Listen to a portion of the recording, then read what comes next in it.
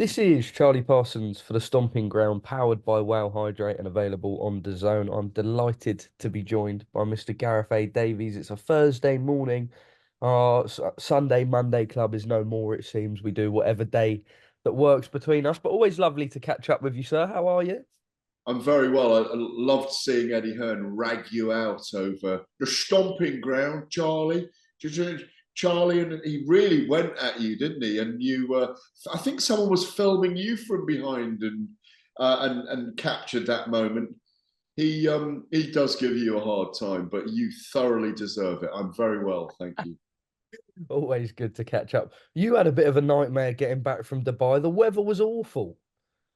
Yeah, I mean, the water was that deep. I mean, I left Riyadh straight after the last fight. Obviously, that dramatic knockout of Francis Ngannou by Anthony Joshua, and then hot-footed it to the airport. Delayed their rainstorms over Dubai, thick water, deep water. Delayed till Sunday morning. Yeah, long journey back, but you just get into you know, post fight quotes, computers, stuff, all the fallout. An amazing event to be at again. Look at that, three events involving so many heavyweights in Riyadh that have totally transformed the division. And are we not excited now about these two biggest fights that are going to happen in heavyweight boxing? March the 18th, Oleksandr Usyk and Tyson Fury for the undisputed. And the fight I think that everybody then wants is Anthony Joshua against the winner. And if it is Tyson Fury, I think there's that feeling you don't want to wait for two Usyk Fury fights because we don't want to lose it. Because will he have to fight Dillian White in the interim if Dillian White wins this weekend? That's a great prospective fight for him now if he has to wait out, because it's going to be a long time, minimum 6, 7 months, 8 months perhaps wait to get Fury Joshua. And if it does play out with two Fury Usyk fights, it's probably Fury Joshua next year. And it feels like that's too long. Well, let me pick up on that then. When I caught up with, to be honest, three people, three parties that have been majorly involved: Frank Smith, Spencer Brown, and Eddie Hearn. And they're sort of under the impression that if any, they've got the two-fight deal for the undisputed fight. But if anyone was to be able to do a step aside or whatever to allow Tyson Fury versus Anthony Joshua to happen, it would be Turkey Al Sheikh and Saudi Arabia. With that being said, obviously, if Oleksandr Usyk wins, then there's maybe do you do the AJ third fight for undisputed? But when I spoke to Frank Smith, he said they almost feel like, regardless of results now, that there's a little bit of a sort of timeline as to seeing both of them happen. The Saudis clearly want it, and it feels like the most likely time. I mean, we're talking about it for years, right? Yeah, I mean, are you suggesting that there might only be if there's a very controversial close fight between Fury and Usyk, they've probably got to do a second one. If Fury stops Usyk, let's say, um, you could easily see step side for Oleksandr Usyk and Fury and Joshua. It feels like we've lost Joshua and Wilder, Deontay Wilder for now. Are you Um, bothered about that for the time being? no, but I also understand that not in any particular order here, and you may know this as well yourself, Agit Kabayel, Flip Hergovich, Daniel Dubois, and Deontay Wilder are all lined up for fights. I've put them in a mixed order there. Yeah. And also, of course, Parker and Zhang have a second fight. So there's not really much out there for Joshua to get his teeth into. And I think we want to see him fight for undisputed next. So I could see that opening Riyadh season, Joshua against Fury, Fury against Joshua in October, November. And also for the Saudi Arabians, that's the fight, because I think it's going to be over there. That's the fight that maybe 10 to 15,000 Brits will travel to. Yeah. And that's the tipping point for this investment to show that the fans will travel. It all makes sense to me logically. I don't know if that's the plan. It's just me surmising, understanding the industry, but that makes sense to me. Does it make sense to you? Yeah, and I think obviously the whole thing that's been pushed throughout this whole thing is that Vision 2030, and that would be the sort of pinnacle from a British boxing standpoint. Yeah, I mean, most people would want it to be at Wembley Stadium, where 100,000 fans go and see it live. And but with given the investment that the Saudi Arabians and His Excellency Turkey Al Sheikh and GEA have made into these heavyweight events, it's built to this. So that I can't see it being anywhere other than in Saudi Arabia. A few conversations I had last week suggested that there had been some sort of discussion about the Saudis hosting an event in the UK. You're still able to get your sort of branding and your clear vision for tourism and Yeah, everything over the line. But I think more likely than not, it would be, if they managed to get that Fury Joshua fight, the second one perhaps, or something like that. And still very much a work in progress, and money obviously talks. yeah. I mean, like you say, if Riyadh season was promoted at the Wembley Stadium event, and that banners were there and everything, it would encourage that promotion of their season in many ways. And I suppose I almost want Fury Joshua to be a 2-fight deal as well, because I'd Of love course. to. They were going to fight twice back in, was it 2021 now? It's very close to happening. Um, but I think the great thing at the moment is that more than anything, Anthony Joshua has made himself very, very marketable, and the fact he knows what he is again. And last week, with all the lions in the room, with you had the tete-a-tete with Fury and Ngannou. You had Fury sitting ringside with Frank Warren and Eddie Hearn and Paris Fury, Frank Smith, George Warren. You've got all the players there. Obviously we know that Fury had a pop at Ngannou at the dinner and the photo op at His Excellency's home. Then the next day, Ngannou's giving it back to him in the press conference. It all helps because we never used to get Wilder at Joshua's fights or Joshua at Fury's fights, Fury at Joshua's fights. So you need this. It's part of the narrative, part of the great circus of this, the carnival of the heavyweight division. I mean, I thought Fury, in many ways, being there at the press conference on Wednesday, really lit it up. Last Wednesday, really lit it up. And equally, Joshua, being the last person to speak, had such poise and presence about him. I've fought Parker, I've fought Zhang in the amateurs. Now I'm fighting Ngannou. I'll fight Tyson Fury down the line. It just really, he was great all week. You were around him. He was great to be around. He carried himself very well, dealt with his nerves very early in the fight. Ngannou made the mistake of switching to southpaw early, just trying out the shape was definitely a mistake. And I think Lee Wiley and Ben Davison had worked on that strategically and said, he's going to switch. When he switches, hit him with the right hand. Look for that opportunity, feint him, and then hit him with the right hand. And he took over from there. And in the last 3 months, we've seen 7 rounds from Anthony Joshua where he's hit and not been hit, and he looks back to what he is and knows what he is again, which is a devastating, huge athlete and a great finisher. As good a finisher, I'm going to say, as Lennox Lewis was. Well, I saw the video that they were showing on the pads. I think it must have been sort of in between one of the rounds for Zhang Parker, and he looked devastating. And we've seen it clipped up all over social media. That exact same shot that they were working on in the dressing room, 10, 15 minutes before, was the one that came into fruition, and that was the one that knocked Francis Ngannou out. It was devastating, wasn't it? Yeah, I mean, it was a combination in the dressing room, but by then he'd lined him up anyway. It came all the way from down here, didn't it? All the way through. And,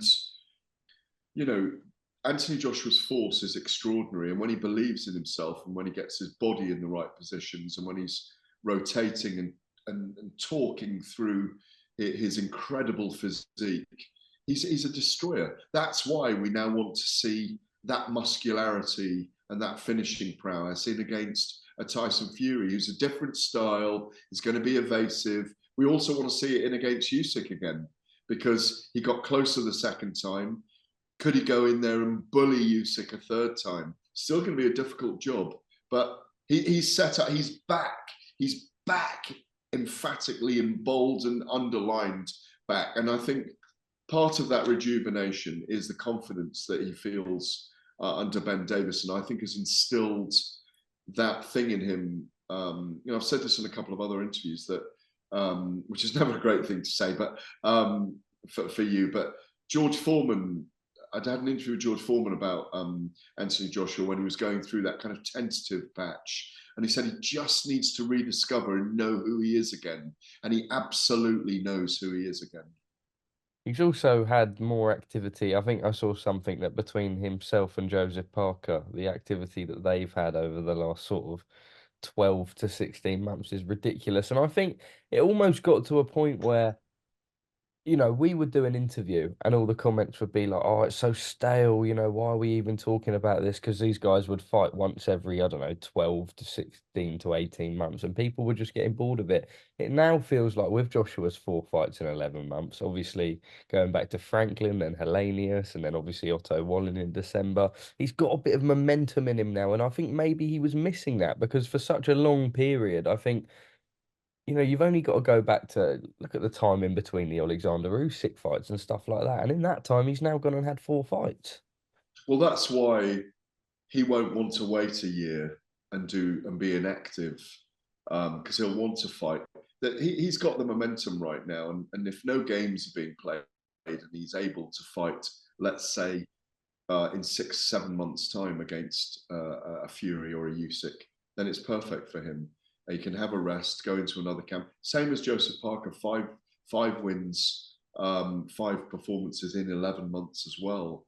And you saw that in the fight against Zhili Zhang in those last 4 rounds. I had it a draw, by the way, but the last 4 rounds where he was the guy with the momentum, and he was the guy with the vim and vigor and resilience in that fight. Because my word, he weathered a storm early on, dropped twice, nose busted, walked into the corners by Zhang early on with that sly and unseen left hand of his. So, it does, momentum's so important. And maybe, that's what Fury perhaps suffered from against Francis Ngannou. Huge favourite, not a lot of momentum at the moment, but the great thing is, like you say, that this Super League of heavyweights happening in Saudi Arabia at the moment is going to give these guys a lot of momentum because they're going to fight regularly. Well, we know boxing doesn't work in triangles, but I think we caught up a good couple of months ago now, and we said, what is the jeopardy?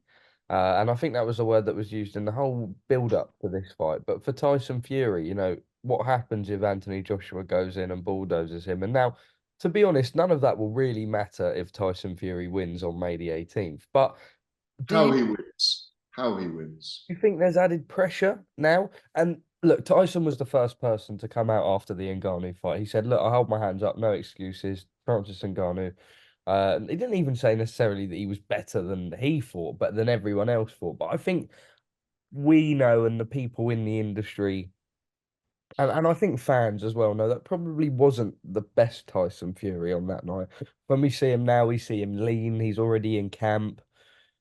We do see a better Tyson Fury against Oleksandr Usyk, but there is added pressure now, don't you think?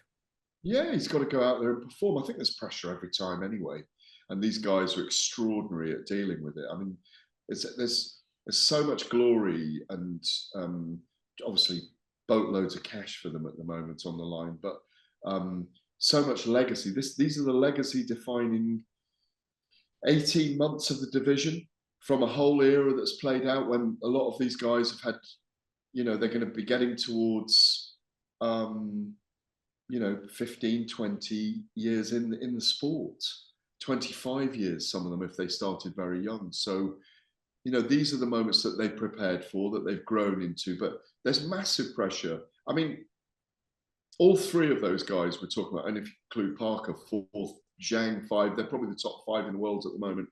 In whatever order you want to choose them, they've all got massive pressure on them. but they all love it. They're all addicted to it. They're born to it, and they've got better and better. And there are peaks and troughs in boxing, and there's not only momentum in from fight to fight. There's momentum within fights as well, and you know, I could I foresaw four outcomes for Joshua and Ngannou. I didn't see Ngannou winning on points, but I could see Joshua winning on points, Joshua with a late stoppage, Joshua with an early stoppage, Joshua getting caught if he got greedy by Ngannou and getting hurt.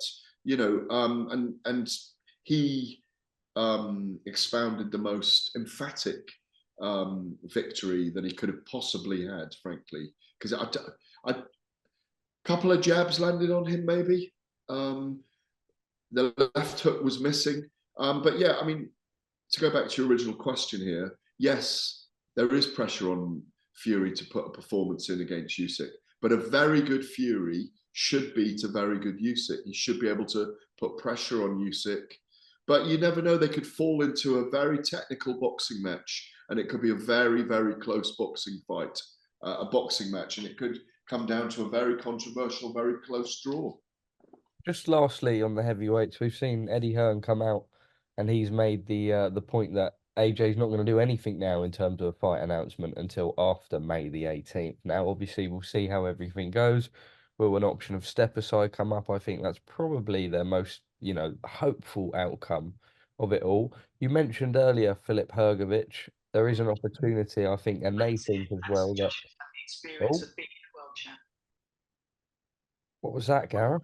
Sorry, my phone went off there. Multitasking. Filip Hrgović and maybe doing the interim fight, or if the belts fragment after undisputed and AJ fighting. I mean, do you think next for AJ it is either Filip Hrgović in, I don't know, September time, or whether they do the step aside, the winner? But I almost feel like regardless, I feel like if Oleksandr Usyk wins, this is just first hand, and I think maybe you'll agree from the vibe that you get on the ground with it all, but I just don't necessarily see the AJ Usyk third fight if Usyk wins. Well, if Usyk wins, I imagine Fury will want to chase the rematch, depending on how he wins. I can't see Fury not wanting that second fight, because I think the fight everyone really wants to see is Fury and Joshua. So I can see the step aside if Fury wins. Yeah. But if Usyk wins, I could see Fury and Usyk fighting again. So in that scenario, who does Joshua fight? I believe Hrgović has got a fight lined up anyway. Okay. My understanding. That's a bit of a tease there. You've given us a bit of a hook, line, and sinker. Well, as I just said to you, Hrgović, Wilder, Caballel, and Daniel Dubois. That's all I'm saying. Jermaine, you mentioned Daniel Dubois. Jermaine Franklin's called him out. That realistic? No. No. Okay. So those four, we're going to see two fights out of those four. Maybe, yeah. That's all I'm saying. Okay. No, I think fair enough, Gareth. Well, moving on then. Got Magnificent 7 this weekend. Another great card. We saw how. Can I just say I thought Nick Ball won, by the way? Yes, actually, yes. Go on. I thought it was a fight of, I've said this a few times. It was a fight of two halves and two heights, wasn't it? I thought Ray Vargas won the first 6 rounds, and I thought Nick won the last 6 rounds, and he got 2 knockdowns. So how he didn't win by 2 points is beyond me. They were furious afterwards, and rightly so. Yeah, and hopefully they roll that back and they rematch. I was going to say that seems like one that captured. Look, I think we see it firsthand with Mark Chamberlain, and it's such like a random. And it was almost a little bit similar, although on a higher scale, where Turki Al-Sheikh saw Jaya Qatar and was like, I want this guy to fight in Saudi Arabia the same way he saw that. But I think that storytell and narrative that fight portrayed over the week, and then the way it came out with the draw and everything, that they've probably done enough to warrant that back on another slot over there. Or even if it's not the rematch of that fight, Nick Ball to continue fighting over there for world honours. No, I think he beats Vargas the second time. I thought he beat him anyway, but I think he beats him the second time. Might not smother his work as much. He was all over him like a horrible, relentless rash, wasn't he? Um, and I just think he might just give himself a little bit more space the second time. Vargas didn't seem to be able to hurt him. Went mainly to the body with those long slashing hooks that he was throwing. No, but I think Vargas may not fancy a second fight, but I think Ball deserves it. We had a chat last week off camera about Jake Paul versus Mike Tyson. Now, at the time, we didn't really know too much. We know it's on Netflix, and we know that, well, they're aiming for it now to be a professional sanctioned bout. Now, my initial reaction, and I think like sometimes, and I put out a tweet, and you know, you get a little bit of backlash in that, like, oh, it's a joke to the sport, whatever. But you have to think from like a commercial perspective. To me, it's like a little bit of a stroke of genius. People are going to be tuning in and watching it. However, I'm not massive on it being a professional bout. I think if it was like an exhibition with head guards and stuff like that, it's a bit more. There's a bit of a story tale to it and whatever, but if it's what we're hearing is true and that this is going to be a professional sanctioned bout with Mike Tyson at his age, I mean, does it leave a bit of a sour taste in your mouth? No, it doesn't leave any sourness at all. I don't feel like that, but I think there is a risk of, um, you know, um, everyone has everyone in boxing. We basically got the most famous YouTube marketeer against the most famous living boxer, maybe even the most loved and sometimes loathed living boxer on the planet. I mean, as you know, you've been around Mike Tyson a little bit. He's an extraordinary character, amazing transformation in his life. I mean, I genuinely have a lot of love for the man. And I think he's extraordinarily deep. He's had a very, very deep life, a very scarred life in lots of ways, and there's vulnerabilities around him. The fight is a money fight. It like you said, it's genius marketeering. Um, when I was asked about Jake Paul in recent times, prior to last Friday when the fight was announced, um, I'd said that I think we can expect Jake Paul to do the KSI fight fairly soon because boxing's resurgence, the YouTube growth of fighting has kind of taken a little bit of it's had been knocked on by a hammer. And I thought he would call out KSI and we'd get that fight, which still is an enormous event. So in a way, it was a curveball. They announced it 2 hours or an hour before the weigh-ins, 2 hours before the weigh-ins, out in Riyadh. And again, marketing genius. We all want to see Mike Tyson knock Jake Paul out. You know, Jake Paul's the heel. Mike's the venerable character now in boxing, the man we love, the wrecking ball machine as Iron Mike. But he is 57. And it's the age differential, 30 years. And the fact that I know Mike's putting videos out and he looks phenomenal on the pads with Rafael Cordero at MMA Kings.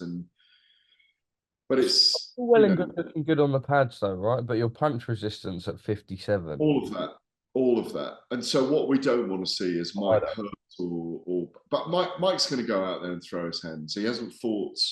Who was it? 2005. Was it Peter McNeely? 2005. I think that was the last time he fought. Obviously, we saw him in the 2021 bout in lockdown against Roy Jones Jr. It was the biggest pay-per-view of the year. That drew a big audience. It's a money fight. It's a big money fight. And good luck to Mike. But we don't really want to see his legacy tainted. But it's his choice to do it. I hope he doesn't get an injury.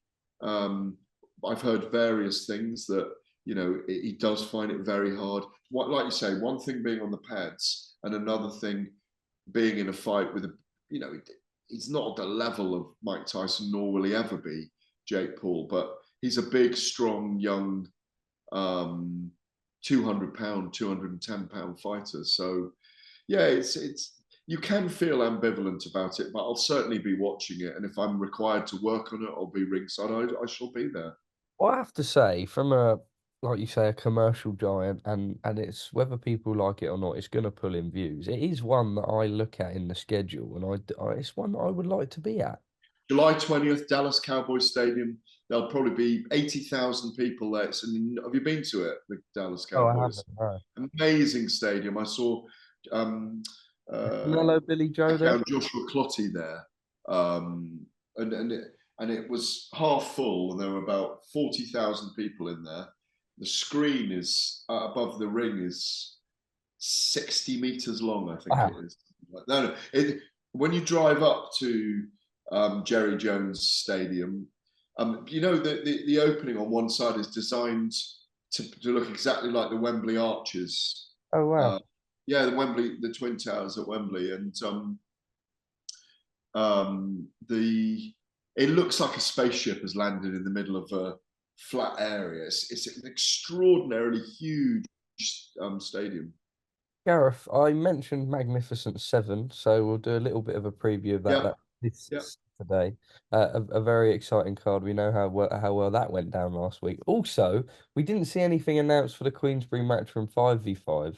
Are you No, able to give us? We're hearing it could be imminent, and little teasers here and there, and that they're potentially doing one in September in the UK on a slightly more minor scale. But were you surprised not to see? It was like a sort of carrot that was dangled that never really materialized on the announcement last week. yeah, I think they were going to announce the weight classes because His Excellency Turkey Al Sheikh's choosing one of them. I imagine that'll be heavyweight. I don't know, by the way. I'm surmising. Um, and then four other weight categories. Obviously, we've got Beterbiev and Bivol on that card, June the 1st. We've also, I think we'll have a couple of other heavyweight fights, by the way. Nick Ball, Ray Ford. Who? Nick Ball versus Ray Ford. I know we spoke about the Vargas Oh, I ring. don't know. I don't know about that. If that's on, great. I'd like to see him rematch Vargas, but no, I don't. I don't have any more intel. I think there was so much drama on the night, and there was such a huge storyline with Joshua, and he's back and resurgence and um, powering his way back up to the top of the heavyweight division again. That there wasn't a space for that news in lots of ways. It didn't feel like the right timing, and also, by the way, the anomaly last week of suddenly Conor Benn and Pacquiao together. It's not signed. There was partial disagreements about it being staged on there. It was quite odd, and also, of course, Terence Crawford and Chris Eubank Jr. Kind of teased as well. A bit of teasing. There's a lot of strings to tie up over the next week or two. I think that we'll get resolutions on, but I don't know the weights. No, Oh, sorry. he's So I think that was interrupted us one of your again. interviews. That was one of your interviews I was watching Yeah. earlier. Sorry. Ah, fantastic. Uh, Magnificent Seven this week. Always delivers. Yeah, absolutely. It's a great selling point by Frank Warren to do these cards. I was at the very first one when James DeGale got booed. I think it might have been on his pro debut or something after winning Olympic gold. And he was quite defensive. I can't remember the opponent was right now, but Nathan Heaney, great story. The victory over Denzel Bentley was extraordinary last time out. Brad Paul's give him a tough fight. Really looking forward to it. Does Nathan Heaney get a Hamza Shiraz fight eventually? Is Shiraz too dangerous for him? Nathan Heaney running his 2,000 miles, delivering 2,000 tickets, not running, driving like the postman. Cash Ali saying he's going to upset Joe Joyce. Joe Joyce with the opportunity to make a statement victory and try and get in that super league mix, super league heavyweight mix in Saudi. Don't forget in Ireland at the weekend on Sunday as well against Christian Hammer. He can make a statement. Is he an opponent for Joshua out in Saudi in the interim potentially? Who else is on that card? Trying to think now. Liam Davies, IBO.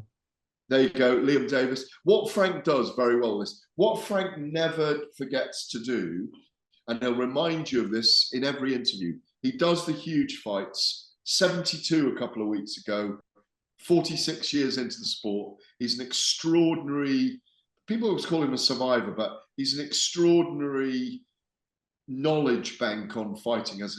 He has a very nuanced feel for the sport. He's a very tough guy as well.